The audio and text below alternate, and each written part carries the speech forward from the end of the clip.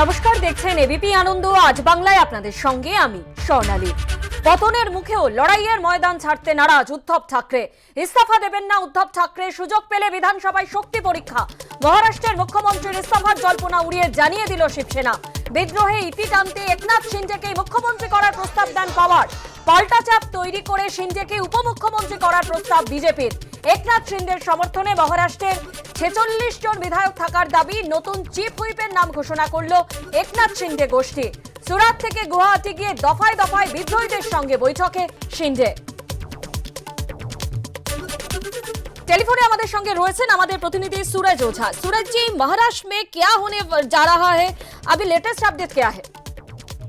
देखिए, महाराष्ट्र में अब सरकार कैसे बनाई जाएगी इसको लेकर समीकरण बनाया जा रहा है और इसी चीज की जद्दोजहद में अब जो शिवसेना विधायक हैं एकनाथ शिंदे वो लगे हुए हैं। जो सूत्र बता रहे हैं रेडिसन ब्लू होटल के अंदर से, वो ये बता रहे हैं कि अभी फिलहाल इस होटल में 38 विधायक है मौजूद है और 4 विधायक और जो कल सुबह इस होटल में दाखिल होंगे और इसके बाद जो ये आंकड़ा है 42 का हो जाएगा। लेकिन जो नियमों की माने शिवसेना को अगर किसी के साथ सरकार बनानी है तो अगर शिवसेना पक्ष तोड़ा जा रहा है किसी के माध्यम से, अगर कोई अलग हो रहा है तो उसे 37 का आंकड़ा जरूर दिखाना होगा कि 37 विधायक शिवसेना के विधायक उनके साथ हैं।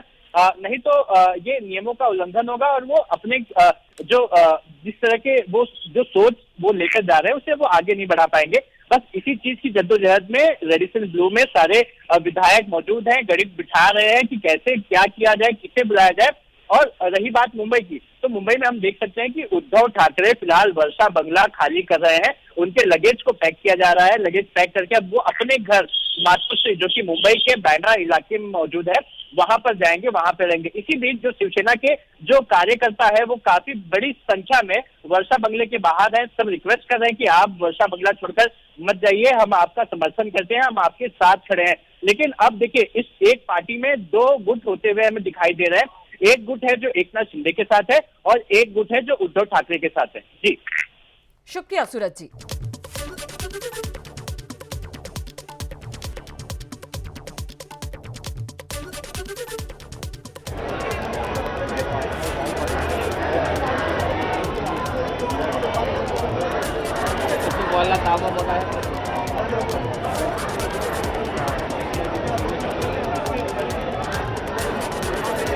পতনের মুখেও লড়াইয়ের ময়দান ছাড়তে নারাজ উদ্ধব ঠাকরে। মুখ্যমন্ত্রীর সরকারি বাসভবন থেকে বেরিয়ে গেলেন উদ্ধব ঠাকরে। ইস্তফা দেবেন না উদ্ধব ঠাকরে। সুযোগ পেলে বিধানসভায় শক্তি পরীক্ষা। মহারাষ্ট্রের মুখ্যমন্ত্রীর ইস্তফার জল্পনা উড়িয়ে জানিয়ে দিল শিবসেনা।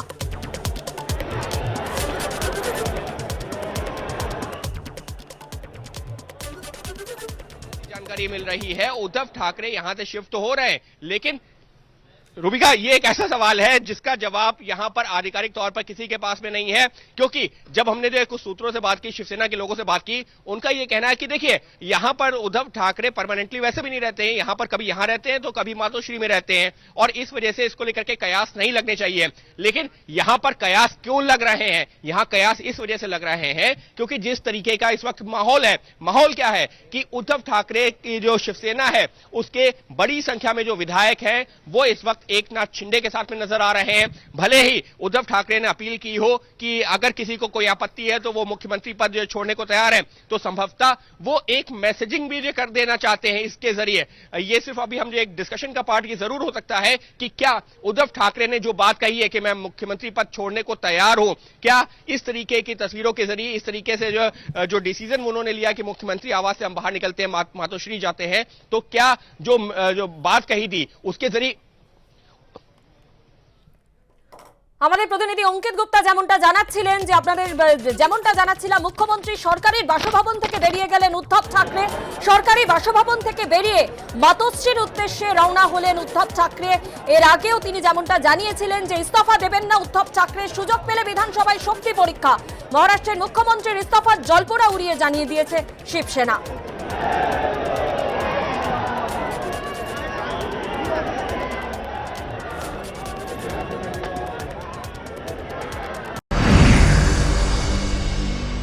नहीं, ऐसी कोई बात नहीं हो गई है। मैं आपको बताता हूँ, आप गलत न्यूज चला रहे हो। जी। पर मुख्यमंत्री उद्धव ठाकरे जी है और रहेंगे। यानी कि इस्तीफा नहीं लेने जा रहे हैं। फ्लोर ऑफ देखिए, फ्लोर ऑफ द हाउस पर, फ्लोर ऑफ द हाउस पर अगर मौका मिला तो हम बहुमत सिद्ध करके दिखाएंगे। সরাসরি শুনবো এই মুহূর্তে আমাদের প্রতিনিধি অঙ্কিত গুপ্তা কি বলছেন। भर के जो अपने कपड़े लेकर के यहाँ से वहां जाएंगे और वहां से यहाँ आएंगे, तो ये जो मैसेजिंग है, ये जो तस्वीरें हैं, ये अपने आप में बहुत कुछ बयां कर रही हैं। लेकिन जिस बात का मैं जिक्र कर रहा था ना कि आधिकारिक तौर पर कोई कुछ नहीं कहेगा, क्यों? क्योंकि अभी भी इस मामले पर यह कहा जाए कि कोशिश ये है कि पत्ते खोले जाने बाकी हैं, ये संदेश दिया जा सके। लेकिन महत्वपूर्ण क्या है? महत्वपूर्ण है उद्धव ठाकरे का। আমাদের প্রতিনিধি অঙ্কিত গুপ্তা যেমনটা জানাচ্ছিলেন, মহারাষ্ট্রের মুখ্যমন্ত্রী সরকারি বাসভবন বর্ষা ছাড়ছেন উদ্ধব ঠাকরে। সরকারি বাসভবন থেকে বেরিয়ে মাতোশ্রী যাবেন উদ্ধব ঠাকরে। আপনাদের আরো একবার জানিয়ে রাখি, এই মুহূর্তের খবর, মহারাষ্ট্রের মুখ্যমন্ত্রী সরকারি বাসভবন বর্ষা ছাড়ছেন উদ্ধব ঠাকরে। সরকারি বাসভবন থেকে বেরিয়ে মাতোশ্রী যাবেন উদ্ধব ঠাকরে। বের করা হচ্ছে উদ্ধব ঠাকরের জিনিসপত্র। সরকারি বাসভবন বর্ষা ছাড়ছেন উদ্ধব ঠাকরে।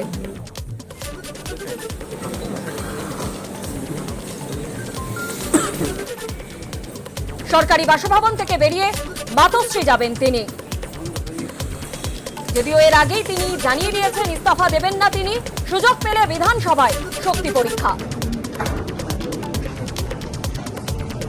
আপনারা সেই ছবি দেখতে পাচ্ছেন, মহারাষ্ট্রের মুখ্যমন্ত্রী সরকারি বাসভবন বর্ষা থেকে উদ্ধব ঠাকরের জিনিসপত্র একে একে বের করে নিয়ে যাওয়া হচ্ছে এবং যেমনটা জানা যাচ্ছে সরকারি বাসভবন থেকে বেরিয়ে মাতোশ্রী যাবেন তিনি।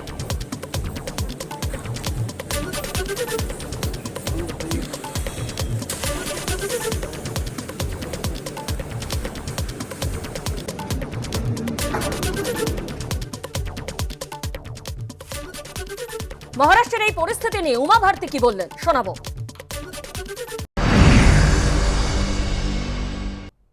ये फल तो सड़ चुका था, क्योंकि ये बहुत ही गलत था, अनैतिक था, विचारहीन था। इसका एक ही विचार था कि हमें बीजेपी को आने से रोकना है, और उद्धव ठाकरे ने सारी विचारधारा छोड़ी, सब कुछ छोड़ा। और जो नवनीत राणा के साथ बर्ताव हुआ वो इतना खराब हुआ, सारी मर्यादाएं जिस प्रकार से तोड़ी गई, जबकि मैंने नवनीत को आज तक मतलब टीवी पे ही देखा है। और इससे साबित होता है कि इस सरकार का कितना स्तर गिर चुका था और ये कितना दुरुपयोग कर रहे थे सत्ता का। और इसलिए ये कोई बाला साहब ठाकरे की शिवसेना बिल्कुल नहीं थी। ये पूरी तरह से वो शिवसेना थी जो कांग्रेस की गुलाम थी और उनके एजेंडा पर चल रही थी। ये कांग्रेस की बी टीम थी ये शिवसेना, ये बिल्कुल बाला साहब ठाकरे की शिवसेना नहीं थी। इसलिए ये जो हुआ है ये तो होना ही था। মহারাষ্ট্রের পরিস্থিতি নিয়ে তৃণমূল সাংসদ সৌগত রায় ও বিরোধী দলনেতা শুভেন্দু অধিকারী কে কি বললেন আসুন শুনে নিই। মহারাষ্ট্রের সংকট তো নতুন কিছু নয়। মহারাষ্ট্রে এর আগে 3 বার বিজেপি কেন্দ্রীয় নেতৃত্ব মহারাষ্ট্রে সরকার ফেলার চেষ্টা করেছে, পারেনি। এখনো সেই একই চেষ্টা, একই টাকার খেলা। তো আমার খুব ভরসা আছে শরদ পাওয়ারের ওপর, উনি গিয়েছেন, নিশ্চয়ই সামলাবেন। বিজেপি সবসময় বিরোধী দলের সরকার ফেলে দেবার চেষ্টা করে। এর আগে কর্ণাটকে করেছিল, সফল হয়েছে। মধ্যপ্রদেশে করেছিল, সফল হয়েছে। রাজস্থানে করেছিল, সফল হয়নি। তাই এখানেও ওরা ফেল করতে পারে, আমি সেটাই আশা করছি। আরে ভাই, এটা খুব পরিষ্কার কথা, এটা আদর্শগতভাবে বালা সাহেব ঠাকরের শিবসেনা, এটা হিন্দুত্বের উপরে, রাষ্ট্রবাদের উপরে দাঁড়িয়ে। সেই শিবসেনা যদি কংগ্রেস এনসিপির সঙ্গে হাত মিলায়, তো প্রকৃত শিব ভক্তরা, বালা সাহেবের ভক্তরা, রাষ্ট্রবাদীরা কখনো ওই শক্তির সঙ্গে বেশি দিন থাকতে পারে না। এটা কমপ্লিটলি একেবারে আদর্শগত লড়াই। বালা সাহেবের পদ থেকে সরেছেন উদ্ধব ঠাকরে, তাই একনাথ শিন্ডের নেতৃত্বে একাধিক বিধায়ক ওকে রেড ফ্ল্যাগ দেখিয়ে দিয়েছে। যে খবরের দিকে আমাদের নজর রয়েছে, পতনের মুখেও লড়াইয়ের ময়দান ছাড়তে নারাজ উদ্ধব ঠাকরে। মহারাষ্ট্রের মুখ্যমন্ত্রী সরকারি বাসভবন বর্ষা ছাড়ছেন উদ্ধব ঠাকরে। সেই ছবি আপনারা এই মুহূর্তে দেখতে পাচ্ছেন। একে একে বর্ষা থেকে উদ্ধব ঠাকরের জিনিসপত্র বের করা হচ্ছে এবং যেমনটা জানা যাচ্ছে সরকারি বাসভবন থেকে বেরিয়ে মাতোশ্রী যাবেন উদ্ধব ঠাকরে।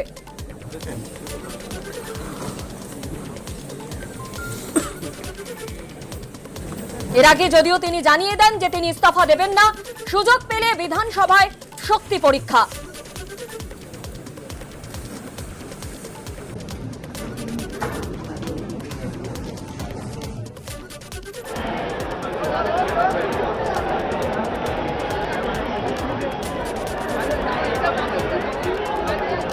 শিবসেনার কর্মী সমর্থকরা মুখ্যমন্ত্রীর বাসভবনের সামনে ভিড় জমিয়েছেন এবং একে একে উদ্ধব ঠাকরের জিনিসপত্র তার বাসভবন বর্ষা থেকে বের করে নিয়ে আসা হচ্ছে।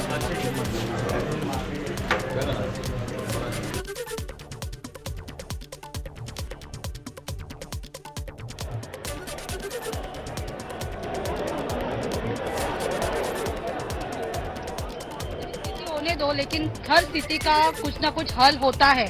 अगर आप सामने बैठ के अगर उसके ऊपर विचार विनिमय कर सकते थे तो उसके ऊपर हल था, लेकिन जिस प्रकार से वो गए हैं वो हमें किसी को भी पसंद आया नहीं है। और ऐसे अगर अब हम हिस्ट्री भी देखा जाए जी जी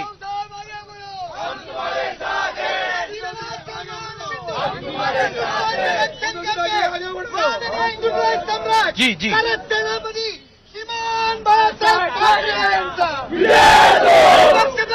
जी ठाकरे आगे बढ़ो, हम तुम्हारे साथ हैं।